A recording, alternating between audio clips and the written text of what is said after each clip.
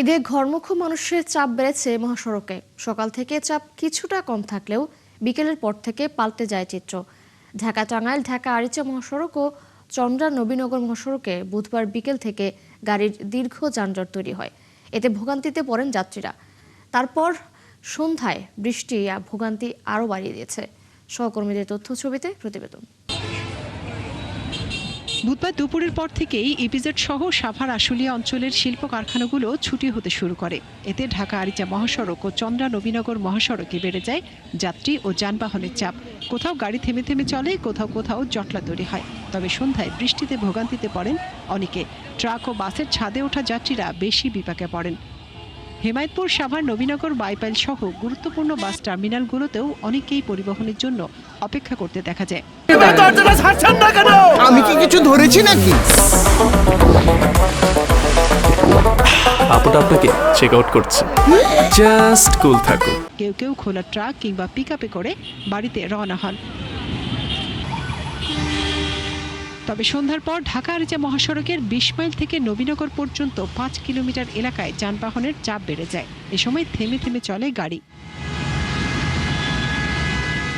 বিভিন্ন শিল্প কারখানা কয়েক ধাপে ছুটি হওয়ায় গাড়ির চাপ বাড়ে ধামরাইয়ের মহাসড়ক ও আঞ্চলিক সড়কগুলোতে। ব্যক্তিগত গাড়ি, মোটরসাইকেল, পিকআপে করে যে যেভাবে পেরেছেন গন্তব্যে রওনা দেন। ঈদযাত্রায় উত্তরের মহাসড়কে বেড়েছে চাপ। তবে এখন পর্যন্ত সিরাজগঞ্জে তেমন যানজট কিংবা ধীরগতি নেই। ভোগান্তি ছাড়াই ঘরে ফিরছে মানুষ। যমুনা সেতু পশ্চিম থানা কর্তৃপক্ষ জানিয়েছে, সকালে যানবাহনের চাপ কম থাকলেও বিকেলের পর থেকে বেড়ে যায়। এদিকে নারায়ণগঞ্জের শিল্পাঞ্চল থেকে রংপুর, কুড়িগ্রাম, রাজশাহী, গাইবান্ধা, সিলেট সহ বিভিন্ন জেলায় ছুটছেন কয়েক লাখ কর্মজীবী মানুষ। সবাই ভিড় করছেন ঢাকা সিলেট মহাসড়কের গোলাকান্দেল বাস স্ট্যান্ডে। অনেকেরই অভিযোগ বাড়তি ভাড়া নেওয়া হচ্ছে। মনিরা কাজরি, ৭১। দর্শক, মহাসড়কের আজকের খবর জানাতে আশুলিয়া থেকে যুক্ত হচ্ছেন সহকর্মী জাহিদুল ইসলাম অনেক। মহাসড়কের এখনকার কি চিত্র দেখতে পাচ্ছেন? কোনো ধরনের ভোগান্তিতে পড়েছেন কিনা যাত্রীরা জানাবেন। আমি এই মুহূর্তে আছি আশুলিয়া বাইপাইল বাস স্ট্যান্ডে। আপনাকে জানিয়ে রাখি যে আমরা কিন্তু সকাল থেকে এখানকার যাত্রীদের সাথে কথা বলছি। আমরা কিন্তু যাত্রীদের একটু উপচে পড়া ভিড় কিন্তু এই বাইপাইল বাস কাউন্টারগুলোতে দেখেছি, কিন্তু কাউন্টারগুলো কিন্তু বন্ধ রয়েছে। এখানে কিন্তু পরিবহনে কিন্তু সংকট দেখা দিয়েছে, যে কারণে কিন্তু এখানে যারা ঈদে ঘরমুখী মানুষরা আছেন তারা কিন্তু বিভিন্ন মালবাহী ট্রাক, পণ্যবাহী পিকআপে করে কিন্তু তারা তাদের এবারে এই যাত্রায় কিন্তু নিজের গন্তব্যস্থলে যাচ্ছেন।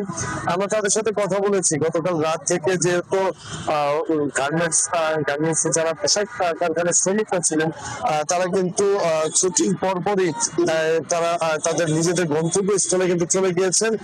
ঠিক রাস্তাঘাটে বিভিন্ন জায়গায় কিন্তু আমরা দেখেছি যে নবীনগর, চন্দ্রা, ঢাকা টাঙ্গাইল বেশ কিছু জায়গায় কিন্তু যানজট ছিল, যে কারণে আজকে সকাল থেকে যাত্রীদের চাপ থাকলে কিন্তু যে সকল পরিবহন গুলো গতকালকে গিয়েছে সেগুলো কিন্তু আর ফিরতে পারেনি, যে কারণে আজকে কিন্তু আমরা একদম ঠিক সকাল থেকে দেখছি যে যাত্রীদের বিভিন্ন পয়েন্টে চাপ তাদের দেখা গিয়েছে।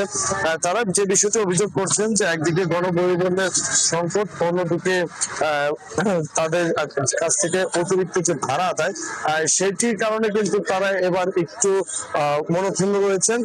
তারা যেমন জানিয়েছেন, প্রশাসনে যদি সঠিক পদক্ষেপ থাকতো তাহলে এই অতিরিক্ত ভাড়া আদায় বা সিন্ডিকেটের যে দৌরত্ব সেটি কিন্তু থাকতো না।